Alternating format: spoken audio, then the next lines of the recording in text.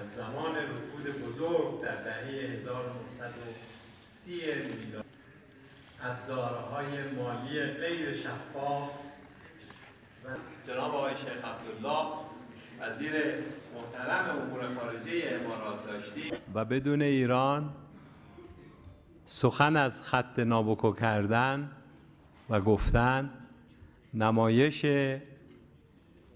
لوله های خالی از گازه. بنابراین امریکایی‌ها خوبه که یه خورده واقعیت‌های این منطقه رو بدونن بعد اظهار نظر بکنن.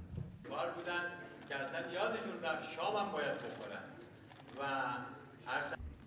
بر اساس اسناد و مدارک و شواهدی که از مدت‌ها قبل اعلام کردیم در این ربایش آقای شهرام امیری امریکایی‌ها دست داشتن و توسط اونها این کار انجام شده. با سلام